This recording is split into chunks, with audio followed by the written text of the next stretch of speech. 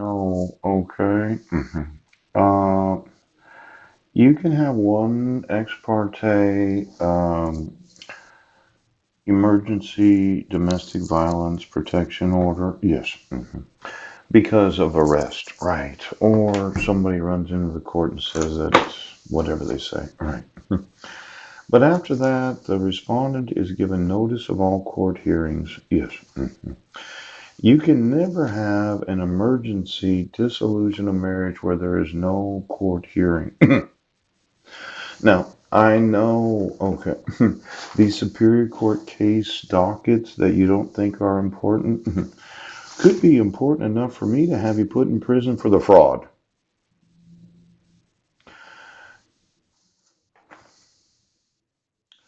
I told you that I wanted you to remove this because of the fraud. Now, I mentioned, yes. Was it Judge Landis that decided to set bail at $500,100? Because as I remember it, no one had actually asked me where I was at on June 16th of 2017. Yes.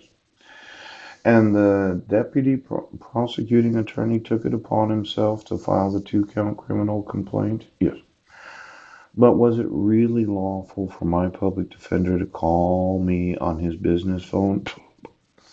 And then I mentioned this, Judge Porter. Yes.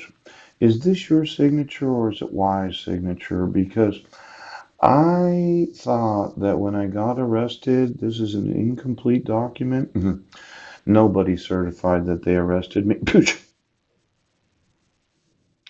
Now, they did certify down here, didn't they? Yes. Jefferson County Sheriff's Office. Yes.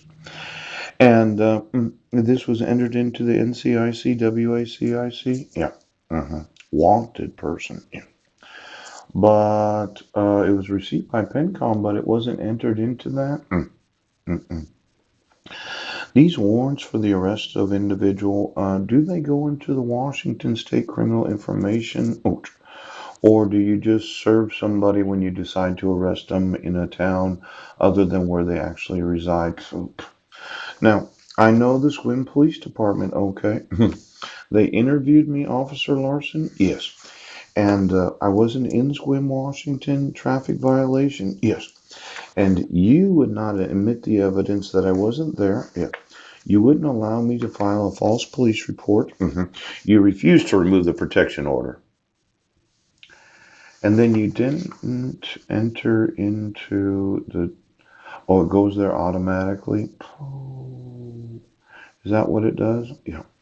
Why don't we go into PENCOM and see how many of the actual warrants for the arrest of any individuals, yes, were automatically entered into the WACIC NCIC because I know Clallam County is quite a bit bigger than Jefferson County, and maybe they can't afford their own information system.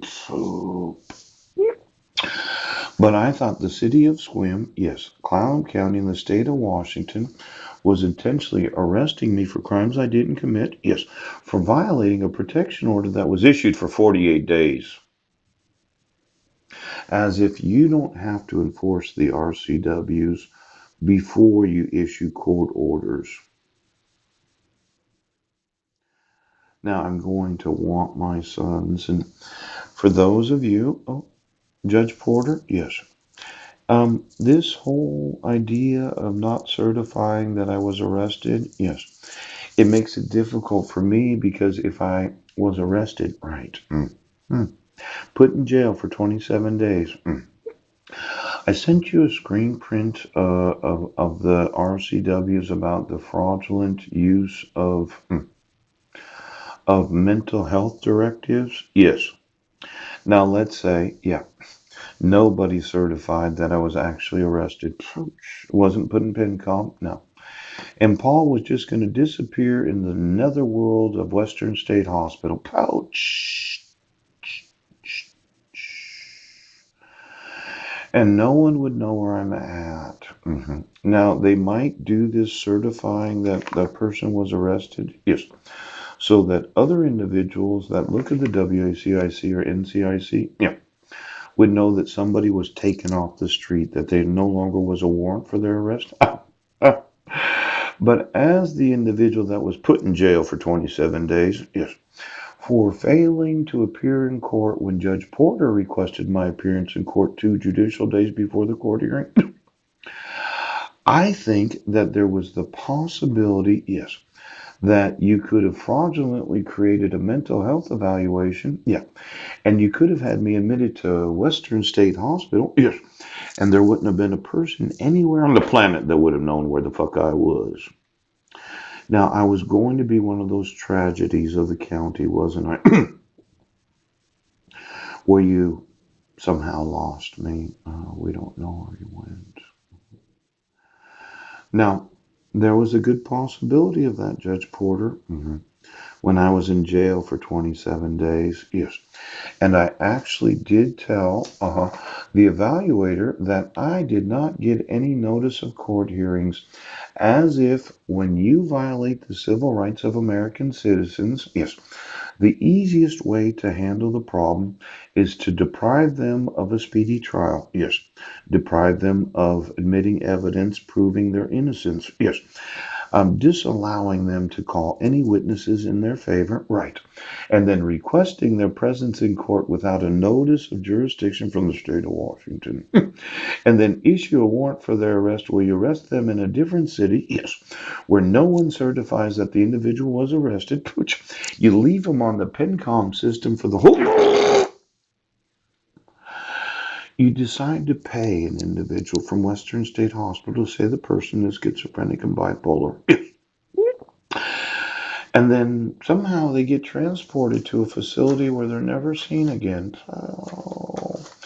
Now, I know you thought it was a waste of time me making 81 recorded phone calls while I was in jail.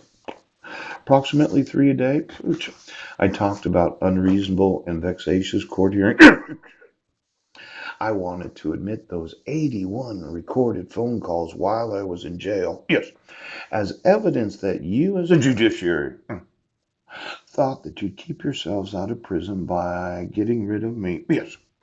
Now, when we really look at it, okay, yes, without anybody certifying that I was arrested, admitting me into the Clallam County Jail, yes.